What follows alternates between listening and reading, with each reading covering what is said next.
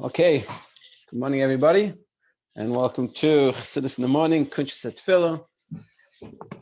We're going through it very nicely, and today we're going to get a little bit heavy, but I'm sure you'll understand what we're doing, and it won't be a big deal. So, basically, until now, yesterday's class, we talked about there's 5 preparations for davening. The first preparation is really setting yourself a healthy place that you can concentrate and you can relax and really be able to focus. And together with that, we talked about not walking around. Sometimes I think if you go to, let's say you look in 770 or, you see different shuls, people walk around. There's a quick story. There was a chassid, I think of the Tzemach Tzedek, that also would walk around during davening. So Tzemach Tzedek said, he goes, I can see that you're not really going anywhere when you daven. So he said to him, why?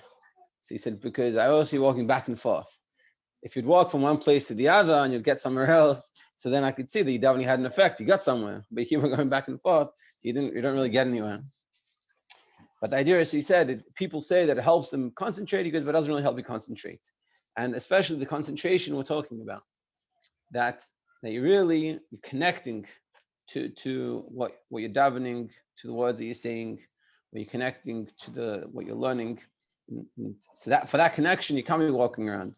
And you think about it, anything you're thinking about deeply, you're distracted if you're walking around. You don't, when you think deeply, you don't move, you don't walk around, you stay in one spot. And then we said you should put on, then like when you've cleared your mind and you've cleared your mind so you can get ready to daven, then you sit in one spot and you should think about Chassidus. Now, again, it's important to understand that if we don't have the time, I feel like it's important that we don't. This book is not like an all or nothing type of thing. But see what you can do.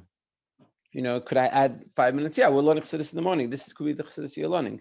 He's saying you should learn. He says over here, we'll start from there. Meditating on Chassidus while wearing talis and tefillin.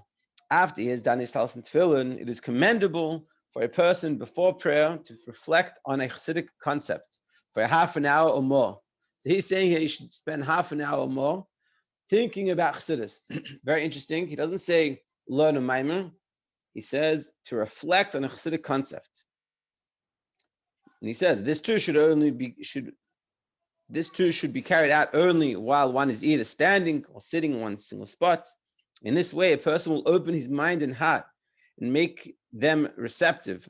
At times, it is also advisable to do so before the blessing of Yetzer. So he's saying essentially the reason why you're doing this, you're thinking about the Chassidus. Remember, so it's an idea that and you're thinking about it and you're contemplating on it and you're meditating on it. That will help open you up. That will help you open your mind to be able to really connect during the davening. And also he says, and also another time you could do it, like in addition, or it could be, either or, depending on your situation, is by Yetzer, which is in the blessings of Shema. That over there, before Shema, you could sit there and sort of, I think it's more of a refocus, but it could be if some of us, this is the focus. And then at that point, you sit and you think about an idea of Chassidus. You think, meaning it's not thinking about, again, which I just want to make this clear. It's not thinking about the concept just as itself, by itself, but this concept, how does that mean in my life? How am I living with that idea? So you take an idea that you know already, and you're saying to yourself, what does that mean to me? And how can I connect with that? And how can that help in my relationship, my connection to God and doing Torah mitzvahs? So that's the second thing, the meditation before davening, the learning through, not learning Chassidus, but reflecting on a Chassidic concept. It doesn't have to be a whole maimer, it has to be just one concept, one idea.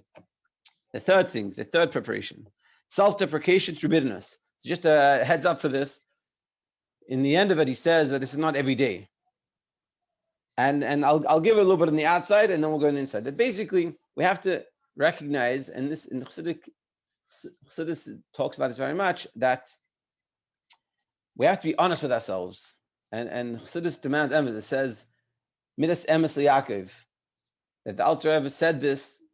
I can't remember exactly now off the top of my head. It's in Hayom Yom. Basically, it says, and Alter Rebbe said a maimer, I think it was a maimer, and he said Midas Emes Yaakov, and that he demanded the midah of truth. And he said that if he wouldn't have said that, he would have gotten 50,000 more chassidim. Imagine that, 50,000. But he demanded emes. Demanding emes means a person has to be honest with themselves. And one of the challenges, you could say, of Chabad Chassidus is that Chassidus wants, so, they say the saying Chassidus mont pnimis. Chassidus wants us to be inner or real and not fake ourselves. And if we want to be successful in our lives of Chassidim, especially in the Chabad version, which is very much, it's our own, that we own our Judaism. So in order for that to happen, we have to be honest with ourselves and recognize where we're holding, where we can improve. It's not to put ourselves down and make ourselves feel bad and make us sad and depressed. It's because we care about our lives and we care about the future of us in this world, and we care about what we're here for. And in order to do that the best way possible, we have to be honest. And we'll see. So with that preface, we'll see. Self-deprecation through bitterness. The third step. Furthermore, a person must humble himself. As our sages state, a person should not commence his prayers except in a submissive frame of mind. So he's saying when you daven, you should be in submissive, this humble type of mind. This alludes to the quality of humbleness and lowliness that are fostered by somber introspection. To carefully review all aspects of one's past thoughts, speech, and deeds, identifying those that have not been directed to God. So we have to, every so often, recognize and ask and pay attention and see where we're holding and see where we can improve. What are things that we're doing that's totally not connected to God and connected to the mission and why we're here, or connected to serving a better purpose. These distance him utterly from godliness and certainly prevent him from receiving God's light and holiness. If you're not doing it, it's not just I'm not doing what I should be doing, but it's separating me from God.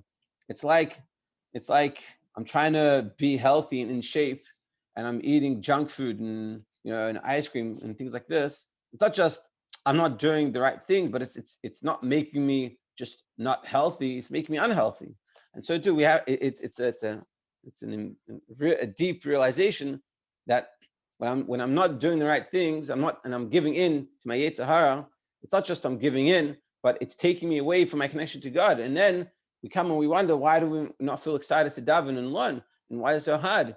And so some people, they think, oh, it's all for me, and I need to go and fulfill my needs and make myself feel good. And you don't realize that's not the problem. The problem is you don't realize that every time you do something that's not connected to God, you're losing the connection, you're losing that relationship, and you're losing that feeling. So when we start to go the opposite way, in the positive way, we recognize that all those things are taking us away from godliness. So first of all, the recognition is already the start. But then we start to try to ask ourselves before we do things, is this helping my connection? Is this helping me be connected to my godliness and to God or not? And if it isn't, then let me try not do it, and you'll see that the connection will build and start getting better. Just as the home of a king must be cleansed of filth and dirt, if not, it is unfit to be his residence.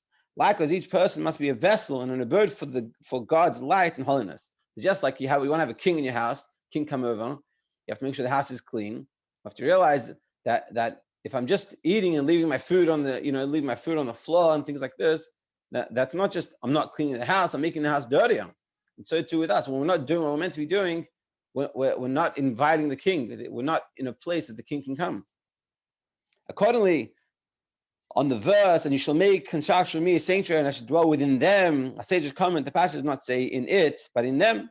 Also, the migdash which make for me a sanctuary, and shall dwell within them. Why does it say within them? We all know this already, implying that God will dwell in each and every person. Hashem wants to come and dwell within us. Hashem wants to be connected with us. He wants to shine His light on us.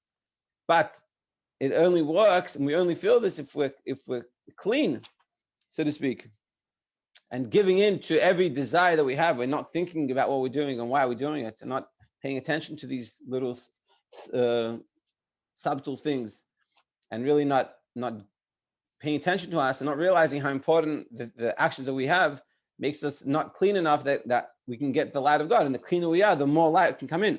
Therefore, a person must be cleansed and purified of all dirt and evil filth. Then he can be a suitable vessel for the godly light, which is not the case if he has not been so cleansed. For that, not only is the essence and substance of his animal soul as forcible as ever, not having been displaced yet in the least, but moreover, the animal soul controls and dominates his body by clothing itself in the three garments of thought, speech, and deed. Meaning, if you're not cleansing yourself, you're not cleaning yourself, you're just getting dirty, and the animal soul is taking full charge of you, and he's making the decisions, and his decisions aren't based off what's beneficial for your godly soul and beneficial for your connection to God. So you're just going the wrong direction. It's not, you're trying to be healthy, and the animal soul is telling you to come eat ice cream for breakfast, and you're wondering, and it's not working. It's not going to work that way. In thought, by lasting after pleasures and thinking about them, an animal soul is in your thoughts, thinking about things, desires, and pleasures, and thinking about how to achieve them. In speech, by speaking about his heart's passions and lusts, not just you think about things, but you talk about it. I really want this. I really want these things that are not beneficial for you in any way, whether it's staying up late, eating what you shouldn't be eating, talking what you shouldn't be talking, self-talk that you shouldn't be talking, wanting to go out, do all the things that aren't really productive for you and for your goals in life. Or by scoffing and frivolity, when your speech and you're making jokes, but not just positive ones, but like negative ones, and making fun of people, things like this. Similarly, indeed, by actually fulfilling his heart's passions and cravings, even in permissible matters, when intended to gratify the lust of his soul, even if it's talking about something that's kosher, but the only reason why you're doing it is to satisfy and make yourself feel good, enjoy it, just to enjoy the food for the food's sake. There's no other purpose. There's no like higher reasoning for what you're doing. You're eating just because it tastes good. I don't care about God. I just want to taste good. And we got to start realize that, why am I eating this? Is this beneficial for me? Is this going to help me in my day? Is this going to help me connect to God more, have more God in my life? So then, if not, then why am I doing this? Is this good for me? Or in permissible matters when utterly unnecessary, but indulge in them for his enjoyment and pleasure, to relish more the delights. Yeah, you're just doing it just for the good taste, just for the enjoyment that I get from it, not the spiritual enjoyment, just the physical enjoyment. Or by actually becoming enraged, or when you get angry, which also constitutes a deed, and all the more so if he acts on the impetus of his rage and anger, and even more so if you act out of rage, it's not good at all. You're taking yourself away from God. Through all this, a person verily dirties and soils himself. And we've got to realize when we're doing this, we're making ourselves dirty. And this is a very interesting perspective of how to look at it. I used to think about it like, let's do what you want and do what you should. But he's saying, clean yourself up or make yourself dirty. You look at a rugelach in the morning, and you can say to yourself, I really want it, but I learned in the moment I shouldn't have it. Why? Because I have no intended purpose for it. Why am I eating this? So I asked myself, why am I eating this? So I used to say, you can do the right thing, do what you want, do the right thing. But he's saying, if I'm eating this and there's no real good reason for me to have this, besides it just tastes good and it's going to make me, if anything, make me not feel great after. So why am I eating this? When I'm eating this, it's going to make me dirty. Do I want to be dirty or clean? I just started a shower. I want to be clean.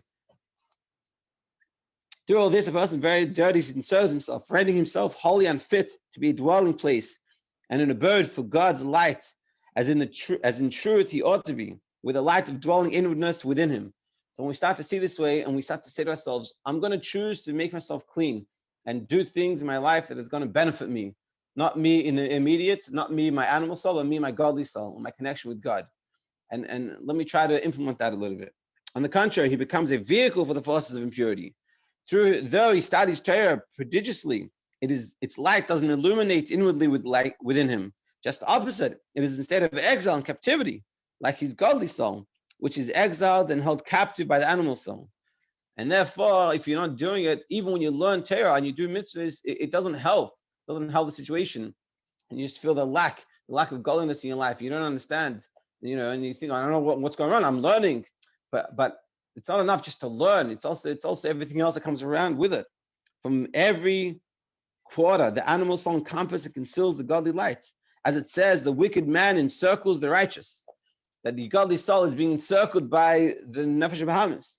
In other words, the intensification of the animal soul's lust with all the animal soul's soiled garments envelop the godly soul, concealing and hiding it, insofar as the godly soul is unable to escape from captivity and pray to God with das and meditation, or the more so with innerness of the heart that transcends das and meditation. And therefore, if your whole day is just about filling your desires and not thinking about God or your godliness within you, so it's going to be totally consumed. So then you're going to have a very hard time davening.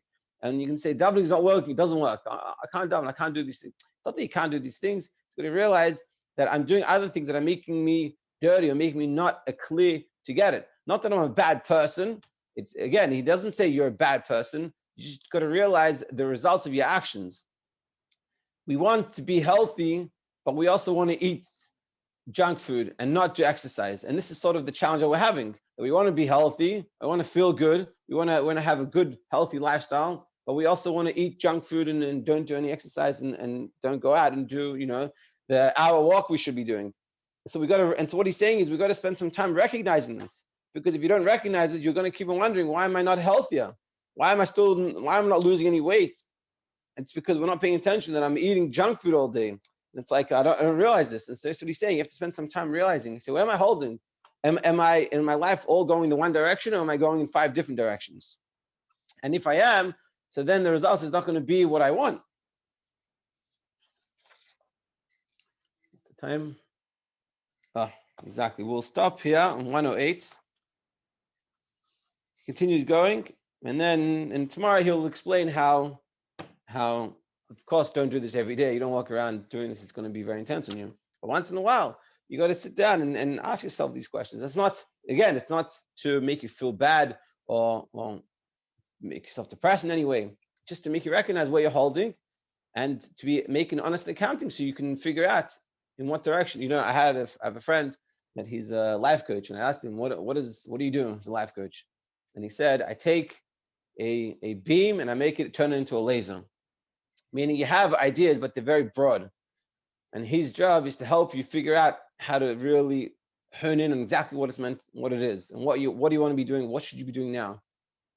And I think essentially this is what he's saying, that you want to be davening, you want to be connected to God, but you don't. But you have to every so often realize that I want to be going this direction, but am I going that direction?